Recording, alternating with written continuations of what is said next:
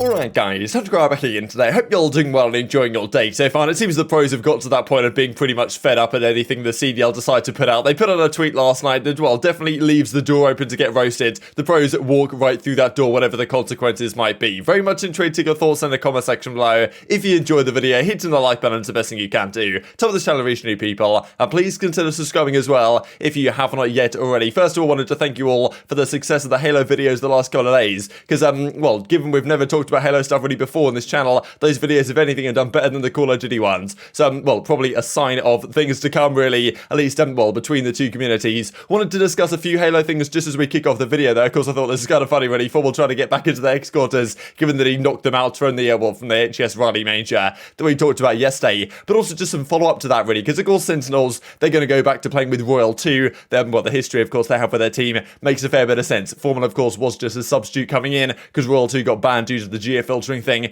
we talked about a few days ago. Of course, this means two things. FormaL has to find another team. Where's that going to be? Like, well, a lot of rumors, I'm sure, are probably circulating right now, like, well, what rosters are going to change up to allow FormaL in their team, because obviously he performed pretty well, especially that final map up against OpTic when the pressure was on. Of course, the other part of it is, okay, Essentials, are they going to actually be able to get Royal 2 back by playing in pool play once again? Because the Anaheim event, which is coming up, I believe, the middle of February sometime, which is after his ban, like, ends at the end of January, then, well, as Tashi says right here to Lethal, like, well, you guys earned pool play with your placement at Raleigh, therefore, like, you know, you're allowed to make one roster change, so they can bring, effectively, they can bring Royal 2 back in for that next event in Anaheim. I believe that Anaheim event is only a regional event, so it's just North America only, but they will be able to bring him in, and maybe FormaL can get on a team that's also in pools. Who really knows what's going to happen there? But, yeah, I'll do my best to keep you guys updated on this front. This also from Snakebite Writer, of course, was on the squad that FormaL stepped into. Just gotta say a big thanks to FormaL for stepping in for Royal 2 and accepting the tough challenge we had in front of us. They placed top 4 at the end of the day. Maybe could have done slightly better, but their victory against OpTic was obviously truly remarkable, as we did indeed look at. And, well, yeah, these two back in business. Good to see FormaL back competing, to be honest. It's good to see him actually enjoying a game, playing it on a competitive level, because I'm sure he got burnt out of Call of Duty the last few years, and I thought maybe that was it for his competitive career. Not the case, it seems. He wants to get back on a good team here in Halo, and it's going to be exciting to watch his journey, right? And maybe other players will follow a similar route. Who knows? Just given, well, the state of the scenes at the present time. Now, this also happened for the London Royal Ravens yesterday. A few bit of news pieces to discuss here. Kat Gunn is joining as their North America general manager. This is kind of interesting. Like, the fact that the Ravens tweet this, I believe she's kind of joining Rect Global in general, which covers Royal Ravens, but also other things as well. Now, joining as their GM is kind of interesting, because I'm not sure how much of a direct role she's necessarily going to have in terms of, well, managing their Call of Duty team. Maybe there is a case, because, of course, Royal Ravens are tweeting about a new GM enters the arena, described here as the North America general manager. Now, of course, I guess Ravens might fall under the kind of North America vicinity, given that's the region where they are based and they're going to play for the upcoming season, even if they're London team. It's kind of a strange one, but I kind of wonder why they would announce this if, well, at least the Royal Ravens Twitter themselves, if she actually wasn't going to be their general manager for the upcoming year. So, not exactly a particularly clear announcement, but that does seem like what's going on. So, pretty interesting stuff, frankly. I think they might have had, like, Squiz in there a couple of years ago, maybe doing the kind of general manager stuff. So, well, congratulations to Kat certainly joining this roster, but, well, of course, they're no means guaranteed.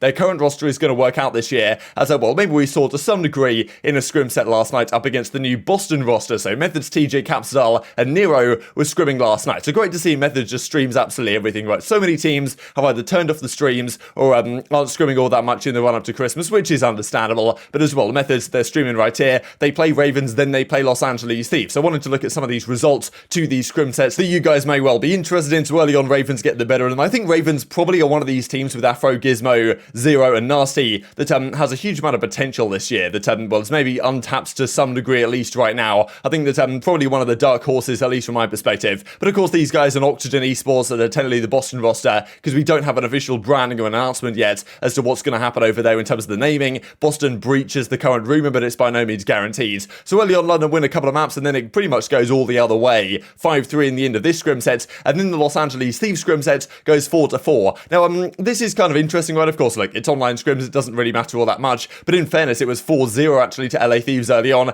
and in the second scrim set, all 4 maps were won by, well, by the guys on Boston, especially this Bacard, like 175 to 172. Like, this is just classic Bacard, absolute madness. But towards the end, it was actually pretty comfortable. So just interesting, really, that LA Thieves fell a little bit short towards the end of this one. Of course, like, it's scrims, it doesn't really matter all that much. But as I kind of predicted earlier on, at least, well, one of my predictions going into the upcoming season is that one of the LA teams teams, I still haven't figured it out yet, is going to be significantly worse than people expect. Now, maybe it's going to be LA Thieves, I don't really know. They seem to be maybe somewhat behind some of the top teams right now. We'll have a look at that a little bit more later today. This then is the tweet that the CoD League came out with last night, and they really are just asking to get roasted on this one. It's just fantastic stuff. So, well, the community was roasting them as well, but it's not like the pros weren't in the replies either, giving their opinions on the current state of the league. So who's been killing the content game this off-season? So a lot of replies saying, look, why is it even still the off-season, right, CDL? Can't you actually get this thing ready to go? Of course, also the way they phrase it, killing the content, that just allows it, well, it opens the door perfectly for some people to come in and absolutely roast the league. So Crimsix in the reply saying, I'm doing some good on the content side, which is very true. Crimsix is streaming almost every day, so it's great to see him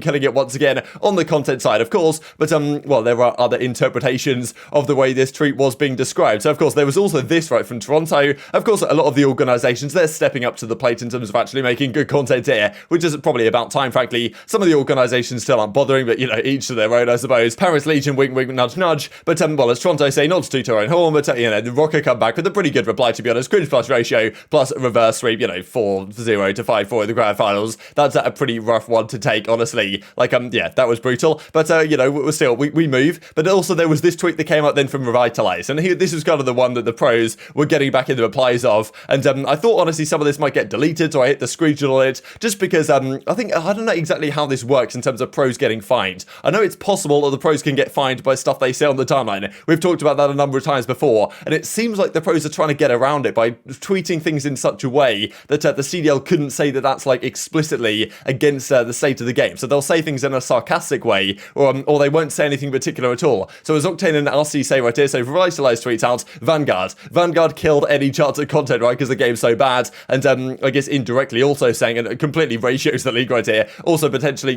kind of saying as well, and that the CDL haven't done the greatest job, right, preparing this year, right, because at the end of the day, like you look at Halo, their game came out a month ago, they've already had an event, everything's kicking off. Call of Duty League, where is it, right? Like I'm sure the guys who run this account can't necessarily control that, but it's just funny the way this worked out. And as Octane says retweet, and RC says retweet as well, so maybe this is the way to not get fined. You kind of see someone else's opinion, you say retweet on it, so you kind of say you agree with it, but you're not explicitly saying you agree with it, so I don't know, it's an interesting one, but these guys definitely make the most of their opportunity to try and talk about where the league could be falling short at the present time when they get the opportunity to do so. So yeah, that's just the thing, right? It's so frustrating, really, just thinking about what Halo is doing, and a lot of Call of Duty pros have echoed similar opinions, really. The fact that, like, yes, it's been so long since we've actually had an event in Call of Duty. It's a month today, I'm pretty sure, when things actually kick off in January, so it's not all that far away, but it's further away than, of course, we would like it to be, and especially actually with Vanguard being the game this year, it's not exactly set up for an optimal ecosystem, to be honest, for this year's Call of Duty franchise. I think a lot of people are kind of realizing that at this point. This also was the predominant reply, frankly, like, for example, here from the TacticalRab Academy, they also posted the same thing on YouTube, and the replies were basically all the same, with Halo, right? Halo are killing the content, which is just incredible, the fact that, like, they just get roasted on their own tweet every single time, which is understandable. I feel kind of bad for the content for the guy who actually put this tweet out there, but it's not really surprising, given the kind of frustrations within the Call of Duty scene right now, and kind of understandably so, I would imagine. This also I thought was kind of interesting from Clayster and JCap, because